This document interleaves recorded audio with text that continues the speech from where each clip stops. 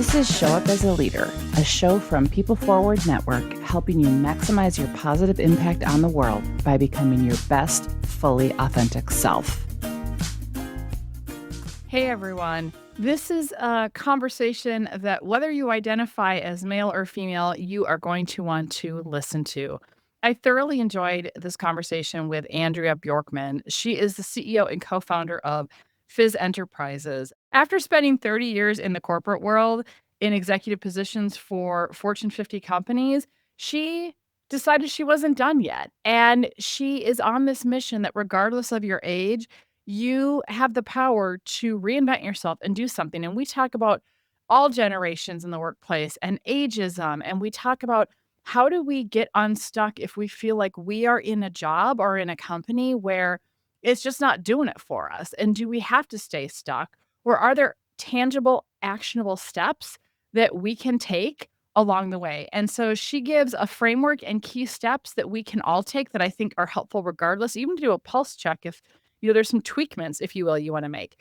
You're going to want to also make sure to go to the show episode page because she is giving a link to the first module of her course that she goes through with people. We talk about imposter syndrome. We talk about all kinds of things about just getting out of your own way, regardless of your age, regardless of your gender, and how to really get in that driver's seat. I think you're going to get a lot of really good nuggets out of this.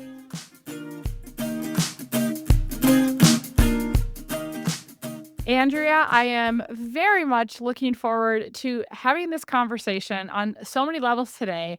And one of the things that really struck me about you and your work is, well, you do primarily work with women. And I'm just going to say for everyone listening, I don't care what gender you identify with, this is applicable to you. So here we go before we dive in. But I love that you talk about, regardless of your age, that you have an opportunity to do something different and to reinvent yourself. And I think so often we have all these different ways we limit ourselves, age being one, gender being one, other things. I'm all about like, let's not limit ourselves. Let's not get in our own way. And so before we get in all of that, I want to have you share a little bit about your journey of what got you into this. And you talk about having a unplanned retirement and kind of what you experienced. Would you share a little bit about your story with us?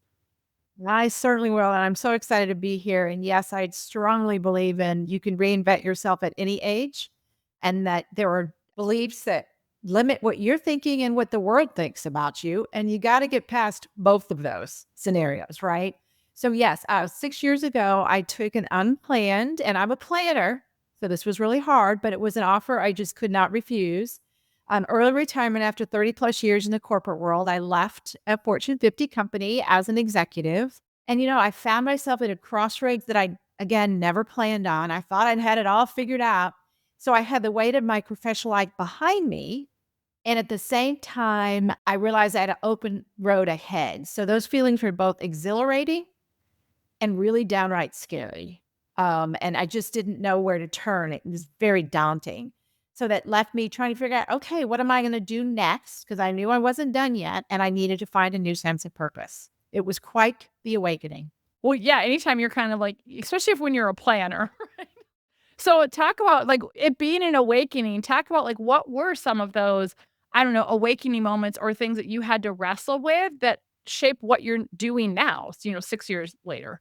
Well, it's so I left the last position I was in. I was leadership development, a lot of the HR functions within my department. And so I thought I understood what the workforce was like and what the opportunities were like, and they weren't. Now, I came about it in a whole different way because I wanted to find something. I wasn't done. I had a really great, successful career. I wanted to continue to learn. I wanted to continue to add value to to a different organization. But I also wanted to make sure that I was doing something that I really, really wanted to do. And I was able to do that. However, one of the things I didn't expect was the amount of ageism that I encountered. And that is real, especially for women. And there's been new research that shows it's for younger women as well. So that was like, oh boy. So I needed to figure all of that out. I also didn't understand how important my job, my identity, how my career was so much about my identity. I thought that was a man thing. It's not. I'm a wife and a mother and a sister and a friend, but my career was really, really important to me. And all of a sudden, I didn't have one. And so I had to rethink things there. I also knew there were so many things available to me. I just needed to figure out what they were. But there were months, I would say 3 plus months where a lot of Netflix, you name the show, I was streaming it on any of those streaming services. It just took me a bit to get up and moving around. And we had a pension. So, and that's pretty much gone these days. Great for that. So people would say, well, why don't you just enjoy your pension and have fun retiring? I wasn't ready. I wasn't ready. So a lot of struggle, a lot of, oh, can I really do this? Trying to figure out, hiding all of my experience on LinkedIn because then I'm seen as too old. It's a lot of reckoning, a lot of difficulty in remembering who I was and what I could bring to the table and what that meant in this new world for me. One, thank you for sharing all that. I think it's very human, right? Yep. Like, not that I just, pulled myself up by my bootstraps, so to speak. Like, no, I went into like a 3-month binge hole in, Netflix, and I was human and, wallowed in my sorrows. Like, hello, you're human. So I fully, fully appreciate that, because I think so often, when we hit something and hit those roadblocks, we somehow create a narrative that we're supposed to just be resilient and push through. And it's like, no, sometimes stuff sucks and you just need to let yourself have a pity party for a while until you're ready to like figure out what's next. So I fully appreciate that part of your journey. And I want to circle back to, there's a couple things, but the ageism thing, because when our whole focus is on rehumanizing workplaces, and it's so fascinating because when you look at, are we creating workplaces where people belong, where people can contribute their gifts and talents? We're talking about including all kinds of people. And a lot of times when we think about, let's just even say like diversity, equity, inclusion, and belonging, the age isn't even a factor. Or what we see a lot now is, and I get it, there's a whole lot of attention right now with Gen Z for a variety of reasons and younger millennials. And yes, we always have to be looking forward, but you look at the gap that is happening in the workforce and they look at the shortage and roles that need to be replaced and needing to think differently about part-time roles and gig roles and ways that you didn't used to think about employment. And so it still boggles my mind. And I get it because I hear it all the time that ageism is very, very real. I know people are like, oh, I'm not putting that on or, whatnot, because they are going to judge me. They're not going to think, wow, experience. They're going to think slow, isn't going to adapt, or they might have a narrative of they're not going to want to stay or whatever. But you also said that younger women are experiencing ageism too. So it's both ends of the spectrum. Can you say a little bit more about that? Because I bet a lot of people that are listening aren't thinking about that. And it is very real. And I think we need to be having that conversation. Or I agree completely. And the idea, the success, there's proven research, just starting it, the co-generational workforce is amazing and makes an organization successful when you've got all of those generations working together and just the camaraderie and the learning and the mentorship, both from the older to the younger and vice versa. It's the best thing ever, but people just aren't, companies aren't recognizing it yet. The young women thing is it's always been women that are younger who are childbearing age, right? Oh, you're gonna go have babies, you're not coming back. Well, unfortunately, because companies aren't recognizing what they need to do to bring those mothers back, they're losing them. And they're losing, we know the costs that have to hire somebody else and you lose that experience, blah, blah, blah, blah, blah. But that's always been an issue. But now it's also, younger women are seen as flighty and they're not really serious about their jobs. And it's just a bunch of assumptions that are being made, general assumptions that are being made without understanding the individuals involved. And to me, that's really, really sad. And it's not happening to men. Yeah, yeah. Well, and with your journey and realizing, hey, I'm not done and experiencing ageism and all these different things, one of the things that you told me about is that you learned that we don't have to keep learning from our mistakes. And I think so many of us, we make this same mistakes over and over and over. And sometimes we're like, well, then that's like if you keep making it, maybe it's not a lesson, maybe there's something else going on. But it's real. Like, we all screw up. We all make mistakes. If you think you don't, you're like completely fooling yourself. But what do you mean by we don't have to keep learning from our mistakes? Because that most people say we learn from our mistakes. So I want you to say more about that. Well, and we do. But if you truly learn, yes. But if you, as you said, keep making the same ones, then something's missing here and you're either not learning or you've got some other issues. To me, I'm a huge learner. I love to learn in any way. And yes, some of my biggest learnings are when I screwed up, right?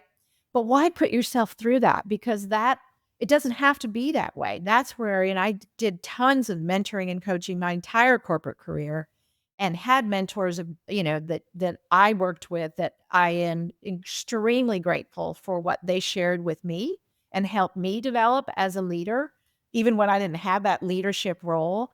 So why have to reinvent the wheel? Go to the people that, whether it's a coach like myself or a mentor that you have, in the business world or whoever, learn from them. Learn from a positive angle versus that mistake thing where that can be more difficult than it needs to be, especially repeatedly. 100%. Well, and what I appreciate that is kind of like, duh, common sense, but I think there are so many of us that have a narrative of, like, self-sufficiency that somehow, right, I have to do it myself, figure it out myself, or I hear people say, I don't wanna be a burden to someone else or whatnot. So, we struggle unnecessarily trying to figure stuff out, and granted, yes, there can be value in learning by getting your feet wet, and it's not about saving people from struggle, but it can lead people to not seek out a coach or to not seek out a mentor or to not ask for help or to feel like somehow there's something wrong because they can't figure it out on your own. Well, sometimes it's also just efficiency. Like, yeah, why reinvent the wheel and why, make it harder for you than it needs to be in this fast-paced world when we need to be elevating our speed and efficiency? Why not use tools and people to help us do that? So I'm all for that. And so Right. And most of the time, people want to be asked for help. By not allowing people to help you, you're hurting them.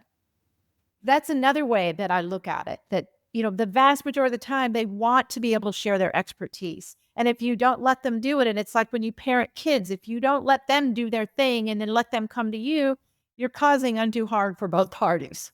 yeah, I like to say you're robbing them of an opportunity to contribute, right? So Yes, very much so. Perfect way of saying it. Yes. yeah. Don't be a robber, don't do it. With that, obviously, so you've had this journey where you had to figure stuff out for yourself and reinvent yourself. And again, we can reinvent ourselves at any age. I mean, so I don't know what the latest stat is of how many, careers on average we now have in our lifetime.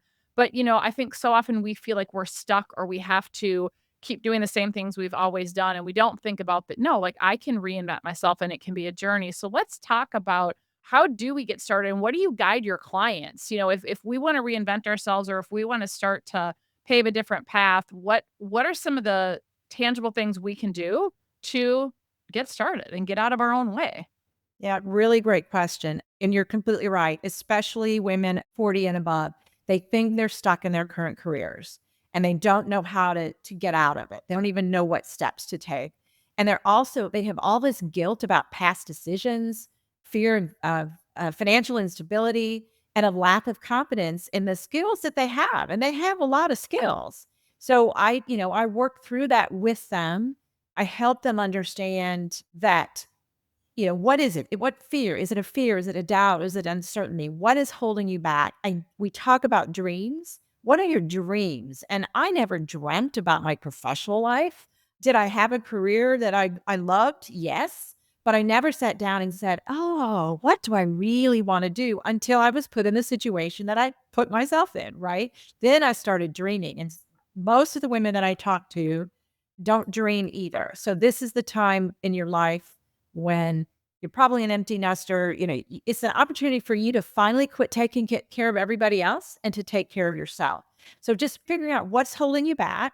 Once you identify the root of whatever your hesitation is, then you could start to work through it. Those are a lot of the conversations that I have with my client.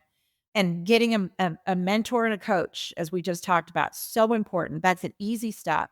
And then it's also, yes, change is tough, but it doesn't have to be scary. To me, I'm an Air Force brat. I lived all over the world. I've dealt with a lot of change in my life, and I'm grateful for all of it. It wasn't always fun, but I found that it is when you can deal with change, when you can look at change in a positive way, you're unlocking your life in a way that you never thought you could.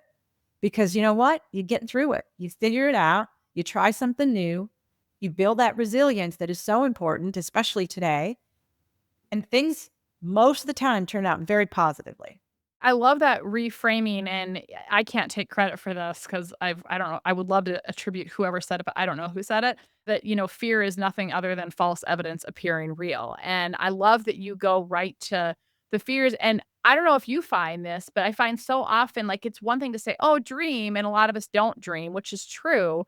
But so often, like, it is unsettling for people to dream because they can't let themselves go there, because immediately all of the fears or all of the reasons why it won't work or all of the, "Oh, but we can't afford this," like, they short circuit their own visioning and dreaming process before they even get off go. And I will say this is not just women. I know you primarily work with women, but I will tell you this is, like, gender agnostic, because oh my god, I see this all the time, and there's men that are stuck in their job, and again, I can't 40s, 50s, etcetera. So I'm curious, when you're working with people and you're like, it's great to say, "Hey, or dream, let yourself dream," but they literally cannot because they are stuck in this short-circuiting pattern. What are some of the things you have found that help people move beyond, I don't know, that stuck cycle, if you will? Yeah, it's just really asking the deep, hard questions. And you don't start out by saying, let's figure out your dream. Let's figure out your dream professional life path. It's not that at all. It's understanding how you think others hear you, what other thing people think what you're saying, how you think about yourself. It's really doing that mindset change. And the times, that this happens really, really well, it just all of a sudden comes around. Oh, like I had a client who went to law school because her dad wanted her to. She did very well in her practice. At 45, she realized, and she did like flower arranging on the side, but never thought seriously about it because she has her career. She's got her path. She's not changing. She's not disappointing her dad. And then she realized, you know what? Because of all the conversations we had and the work that we went through, I don't want to do this anymore. I never wanted to do it. And she opened her own flower shop and could not be happier. And she knows she couldn't have done it when she was younger, but she knew then, now was the time. She did what she thought was the right thing to do. Does some of that legal background, did that help her in opening her own business? You bet. But she never will go back to it. And she's bringing a little more beauty into the world that, attorneys don't get to do very often. But we didn't sit there and talk about what's your dream, right? We just got to the point where, oh, that's why I don't really like what I'm doing every day. I never really wanted to do it in the first place. So I don't want to give away the secret sauce, but let's give our listeners a little bit of a gift. So you don't go right to the dream. She came to it. What are, two or three of the reflective questions that you would give somebody that would help them start to get that clarity? Like, what are some of those things we should be thinking about? Well, and the thing we do have to start with that I already mentioned is, what is your fear? What is your hesitation? Because a lot of that conversation, those things come out. I just had a conversation with a client yesterday, and she's in a job that she hates. It's a horrible work environment for her. She is physically not doing well. It's gotten to that point. Mentally, she hasn't been doing well for quite some time. And yet she wasn't ready, even though she came from a family of entrepreneurs and actually does some side work for them. She couldn't see herself as becoming a business owner using exactly the skills and the experiences that she had to transfer that. So that's a lot of the conversation we have is, first off, unless you're with a company like the company I was with, where development is key and you get so much learning from whatever the company offers, both internally and with vendors, you don't have those opportunities to talk about your skills or even recognize what those are, your skills, your experiences, and then how can you transfer those into something different. You don't have to figure out what that something different is. So we start with identifying your skills and your experiences. How can they be transferred elsewhere? And sometimes you turn around and go, I never even thought I could go into PR for what I was doing before, that industry, because look at all that I have. So it's understanding, who you are, what is not working currently in your life. Do you have any thoughts on where you want to go? And it's, I would say, a 50-50. Sometimes they've been doing a side hustle and they said, "You know what? I'm ready to do this full time now. What is that gonna take?" And that's a conversation. And sometimes it's just dealing with, your issues that you've dealt with in your life and figuring out what's holding you back. Like my client that realized, "Hey, I'm an attorney because I just trying to please my father." So it's, just because we're talking about your professional life, we know we can't separate it from the rest of your life. So we have to look at everything that's happening both personally and professionally. Yeah, so what about the people who are listening who are like, "Okay, like, I'm in a job that I'm not thrilled with," and so there's an opportunity there, right? If we're in a job where we feel stuck, if we're in a role if we're in a toxic work environment, we always get asked, like, "Should I stay or should I go?" And I'm like, "Look, there's so many different circumstances of your financial and whatnot, but bottom line is if you're in a spot where you're not happy and it's, sucking the life out of you, it doesn't mean you're gonna jump ship tomorrow without a backup plan and, jeopardize your entire well-being and household, but it's how do you start to make that plan. But the examples you gave were for people who had a side hustle or ended up, opening up their own business. But there are some people, I mean, being a business owner, let's be honest, is not for everybody. And so if you're somebody who's recognizing, like, oh my gosh, like I don't like what I'm doing. Maybe I fell into it because my parents, or maybe I just fell into it because I needed a job. And now this is like all I know and I want to do something else. But like, I don't now have that on my resume. How do I get that experience? I don't want to go open up my own business. I don't have the time or energy or appetite. What do you say to those people? Like, how do they get out of their own way and get out of their rut? Well, there's some similarities, and I have lots of clients like that, and I went through it myself when trying to figure out what new roles I wanted to go into. I have a lot of clients that are in leadership and want out. And I'll say functional role leadership, right? And that happens a lot because again, we get tired of taking care of other people, right? So it's our turn to do our thing. And that's frowned upon in a lot of companies to go out of leadership, right? And so we have lots of conversations around that. Usually the folks that I talk to, and especially when I do corporate engagements, they either don't like their role and or they don't like the industry they're in. So there's similar things where we identify their skills and experiences, and if they have an idea of what they want to do next in a full-time job, typical job, a corporate job, then we can help. We figure out what that can look like, and then how does that fit with your values? How does that fit with the rest of your life? We have to figure all that stuff out first, and then I help them make that transition, or at least the plan for that transition. And it may be that they go into a different role in their current company, but there has to be a plan, or they go to a whole different company altogether. It's really looking at career planning in a more holistic way than normally happens. I love it. Well, and it is interesting when you say that a lot of the women you work with are getting out of leadership because I don't think we think about that. But I've also seen this. It's not even just they're getting out of leadership. And again, I'm going to say gender agnostic with the clients that we see. But going back to the ageism and the generational thing, we have a process that we do with like identifying leadership bench strength and like succession planning and really kind of looking at how do you proactively level up people to be ready for whatever's next in the organization so you're not scrambling. And in this robust process that we go through with our clients, we've had some clients where as we're doing assessments with these individuals and we're spending a lot of time with them and they're saying, I don't know that I want to step in leaders because I look around at the leadership culture here and it is like not for me. And this is particularly coming, I'm going to say, from younger millennials and Gen Z. And they're like, it's not that I'm not willing to work hard, but I'm not doing what you crazy ass Gen Xers do in these work hours and this lack of work life balance and people getting divorced and not seeing their family. And I do have young kids at home and oh, heck no. And they're looking at going, I don't want to. And then the current leaders are going, well, why don't people want to step into leadership? And isn't that normal? And is it that next? I'm like, you haven't made it appealing.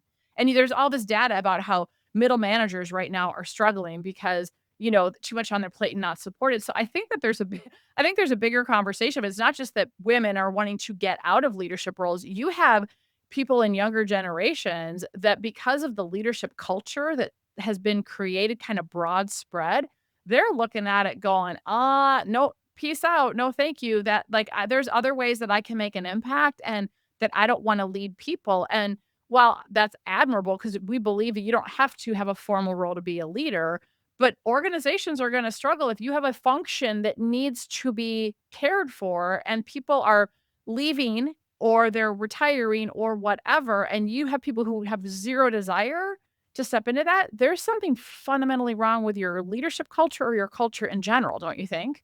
Oh, agree completely. And then add to that, the madness of that is so many companies, and I can attest to it, are offering early retirement to get rid of the older, more expensive leaders. And then they've got no thinking, oh, we'll fill them in. No, because of everything you just said. Yeah, it's a scary place to be. And I've always said that middle managers are the hardest job in any company. They get it from both ends, right? And they don't get taken care of well enough. So then they don't want to move up in the organization. It's tough. And it's all about that culture. 100%, 100%. Well, and then the other layer on this, and this circles back to what you said about recognizing our fears, because I love that, like, for people who are listening, what I wrote down is, okay, so if you're sitting here and you're not like loving what you're doing, or let's say you do, but you have a significant other or a friend who's like in that, I don't know, not that struggle bus or on that misery train, so to speak, it's like, okay, having those conversations, because we don't like to talk about fears, but having those conversations with ourselves, with other people, with our journal around what are our fears, what are our hesitancies. And it could be because the culture sucks, right? In my organization, the leadership culture is awful, or the culture sucks, whatever. But what is my fear and hesitancy of what? Doing something different, making a move, getting out of my comfort zone, like naming it, right? And then looking at what are my current skills and experience that I have, right? So kind of like, because sometimes we just, like lay it out. And then, like you said, looking at, are we clear about what our values are? So many of us are not. And like, who am I at my core? And then looking at, of those skills and who I am, which of those are very niche and maybe are not transferable? Because sometimes there are. Like, if you're a complete expertise in XYZ, that may not transfer to another role or another industry, but there's probably a lot of things in there that, like, those are probably universally needed and valued or whatnot.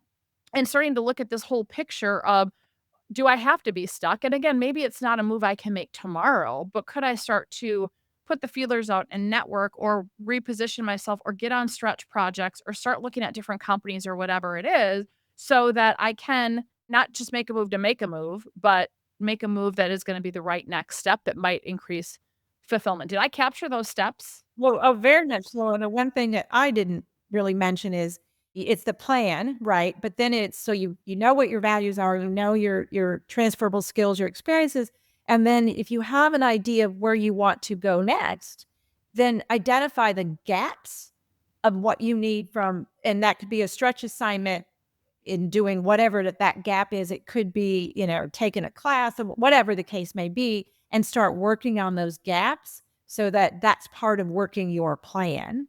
So that when all of that is done, you're ready to go. And it's not I'm quitting today, because most people can't do that and shouldn't do that. Right. And that gap piece is really important, because you're not always going to find that simple transition from one role to another, especially in a whole different industry or company or whatever. But that's where the gap alignment has to take place, and then doing something about it. Yeah. Thank you for that. And I think that, the other thing is that so often when we see potential in somebody else, but they're not seeing it in themselves, right? Or whatever, obviously there's something holding them back. And sometimes it is those fears and whatnot. And sometimes part of those fears, or even when you think about why are people not stepping up into leadership roles or whatnot, there's also this narrative of, well, they're going to figure out that I really shouldn't have this role, or they're going to figure out that they made a mistake, or they're going to figure out, I don't know, I'm a fraud, or the rug's going to get pulled out from underneath me, which a lot of people will label. There's a lot of other stuff under, but label it as like imposter syndrome. And I think that that is very real when we are thinking about reinventing ourselves and we are thinking about embarking upon a change. As you said, we change all the time, but we don't recognize it. And then suddenly when we're faced with change, like, we can make this big, huge deal about it rather than recognizing you face change every single day of your life. But those big changes they trigger all kinds of just nonsense and faulty programming and self-limiting beliefs that also gets in our way of taking those next steps. What has been your experience when you're working with your clients, and where does this whole idea of imposter syndrome fit into the picture, and what can we do about it? Well, it is a really good question, and it's a big topic, because 70% of people and it's primarily women, and it depends on, it's more difficult in some industries. And in this fast paced world, it's even more difficult. And men have imposter syndrome as well. But 70% of people say they do suffer from imposter syndrome. They need to recognize that, that they're not alone. You name it, CEOs. I think Michelle Obama said recently that she suffered. I mean, I've heard Oprah say it. I mean, we're talking major people that you think have it all figured out. They don't. Um, and when we can acknowledge it, when we can share it with others, that is helpful. So recognize when you have those self-doubts, really reframe those thoughts. Majority of those self-limiting beliefs or the negative self-talk, reframe them and look at your worth and say, oh no, wait a minute. I do know how to do this. I did it this time, and this last time. And it's also, tracking your wins. I'm an achiever. And so I'm all about doing the next thing, achieving the next whatever, whether it's getting three loads of laundry done. I just like to get things done. So I haven't always been good about celebrating or tracking my achievements. It's something I've worked on for many, many years. I had a original, not long before the digital world, a me file putting in all kinds of things, whether it's cards or letters I received or whatever, into my file. I do it digitally now, and I go back and I reassess all the time. Look at, oh no, wait, I do have these skills. That's what everybody is saying. Oh my God, I love that. I'm telling you, I have that file folder of like cards and stuff that I've received, but I literally in my email, I've created a subfolder that I call warm fuzzies. And literally it's on those days when you're like, God, I suck. And then you're like, oh, and then I'm like, I need a boost. And then it's like, it's going to remind you, maybe I don't suck as bad as I feel like I do today. So I love that you do that too, because I'm like, yes, yes. Oh yeah, it's huge. It's so important. I have an evidence sheet in my module in my course that's about imposter syndrome and competence. And it's just keeping track of all of that good stuff. And it's also about sharing it with others. That showing your vulnerability, but it's also, you'll get back, oh yeah, I suck today too. And then we, talk, no, neither one of us suck. We're really good at what we do. Or I made a mistake, but I know how to fix it now. And so it's workable. You can get through it. It is something that people have to work on. They really do. And it's interesting. It's also depending on the culture. So women in Asia, for example, there's not the same percentage of women who have imposter syndrome or say they have imposter syndrome as there are in Europe and the United States. I find that very interesting.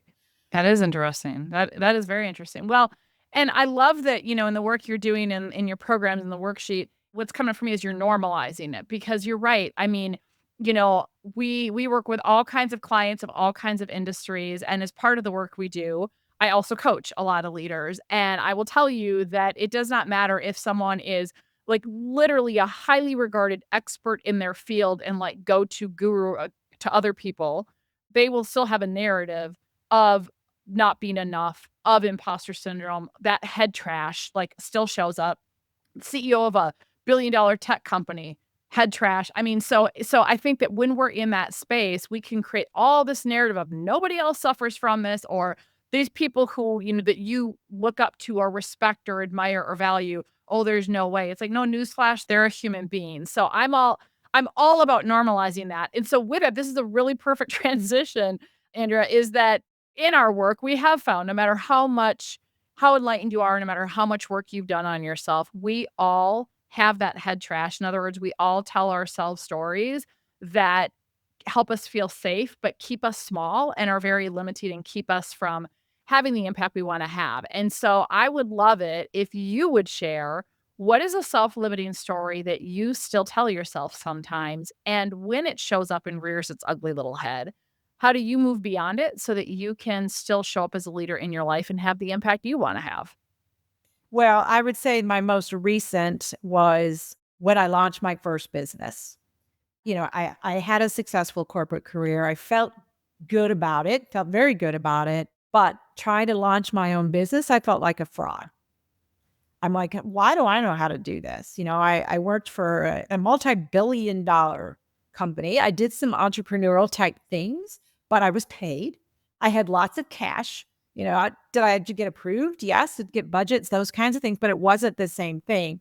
So what I'd go would go back to, and I still do this, and we talked about it, the me file, go back and know, okay, I use some of my own worksheets to identify these are my experiences, my evidence sheet. Okay, I'm having an issue with feeling like I don't know how to coach people. And the hard thing is, depending on your role, certainly in mine, I can't admit that just to anybody, right? Because then I'm seeing like, why would you want me to coach you if I have the same issues you do? Well, I do admit it. I admit it to my 4 daughters, and, they just give me all kinds of stuff, but it's sharing it and, having those people that you're close to, that you trust, that you can say, "Yeah, I had a really bad day today. I screwed up. I'm thinking I don't know what I'm doing," and they'll always come back, depending on the individual, whether they beat me up or they laugh with me or they make fun of my kids will make fun of me. "Mom, you know better than this." Whatever it is, you've gotta have those relationships in order to help you through it too. Because everybody has it. Everybody. I love it, and I the other thing that I love, Andrea, is that you're like, "I use my own worksheets," and I say this all the time, like, when I'm facilitating workshops, when I'm doing one-on-one coaching, when I'm working with a group, I'll say, "Here's the deal, make no mistake, like, the reason we use these tools and these over and over and over and over is because they work, and make just because I like, some of them, I'm like, 'Good gosh, I've been facilitating this for 20 years,' but I still use them because guess what? Even though I facilitate it, I'm a human being and my humanity gets the best of me. So the exercises we write about in our books, the exercises I do in my little like Rosie in my pocket videos and podcasts, the exercises that I do in workshops, I'm like selfishly, they keep it at the forefront for me because I need them. And so I think that, listeners, if you're like working with a coach or a therapist and they also don't get coaching or don't get therapy, like I think that's a red flag because then we know what it's like. Like I know what it's like to go through this exercise. It sucks. It's cringy, but there's a light at the end of the tunnel, right? So I very much appreciate that when you're in your own way, one, you lean on others, but two, you're using your own tools because I think that's just stellar. That speaks volumes. So yay for that. And that works. And I will tell you, I would much rather have someone in leadership who had some range of imposter syndrome versus someone that never could admit that they don't have it all together, that they don't have everything it takes. Yeah, well, and that armor that shows up, let's just be honest, most people have a pretty robust bullshit meter. So when we have people who are showing up all armored and like pretending they have it all put together, first of all, it's an overcompensation because it's usually incredible insecurity. Sometimes it's complete blatant lack of self-awareness or another pathology, but a lot of times it's like if you think people don't see through it, they do. But I digress. Okay, are you ready for quick questions? I am, yes. I love this. Okay. Fill in the blank. Living authentically is. Being me. I love it. Well, and as they say, you might as well be you because everybody else is taken, right? Yeah, and I would say there's a lot of good things about getting older. Staying alive is one of them. But as you get older, you just don't care anymore, right? You just like, hey, I'm gonna be me. I don't have to hide stuff anymore. And that's wisdom. Yeah, exactly. All right. When the world is presenting an opening, but you don't feel like showing up as a leader, what do you do? If it's something that I feel pretty strongly about, then I may leave. But that's something that I've changed a lot as I've gotten older also is I don't have to say yes to everything, but I have to be open. So I'm open. I take some time if that's necessary. I do some reflection. I use some of my worksheets depending on what it is. And then I don't regret my decision, whether it's a yes or a no. I love it. Well, when it's coming from that place of authenticity and clarity and values, it becomes much easier to say yes to things and much easier to say no and not have that resentment and junk that goes with it. So I love that. What is something people would be surprised to know about you? I met Richard Nixon back when I was in 8th grade. He was the president. My dad was wing commander at Vance Air Force Base in Enid, Oklahoma. Nixon flew in. I was supposed to go to a party. I had to go to the officers club and have dinner with him. And I finally got to go to the party after it was like middle school graduation or party or whatever. And I get there and everybody asks, so what'd you think? And my answer was, he's ugly. That's what a kid that age would say. Anyway, I love that. That's amazing. That's a great story. And that's before I knew anything about his politics. So, That's so funny. yeah. I love it. All right. What is your go-to song? Helen Reddy, I Am Woman, has been in my head since it came out in the 70s. So it's that one does come back. I am woman, hear me roar. There we go. Yeah. Well, All right. What is something you can't live without? besides my family and my dog, I would say it's having a purpose, both personally and professionally. What is something in your ordinary daily life that makes your heart happy? Learning, connecting, and I have to say achieving. I'm with you, sister. I have achieving in one of my top 5 strengths. It's like no matter, I have done every possible strategy to try to regulate my just innate wiring to take on too much. And it's an ongoing battle all the time. But I'm telling you, there's something about getting the crap done and checking it off a list. I'm like, oh, like it is so satisfying.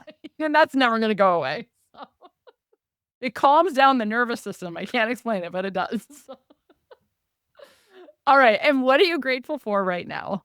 Well, I'm grateful that everyone in my life is healthy, and I have 92-year-old parents. They're not in the best shape, but they're alive and they're doing it. I'm grateful that I'm in love with my husband and that I continue to grow. I find opportunities. I'm given opportunities to continue to grow. I love that. Lots of gratitude. That's amazing. That's amazing.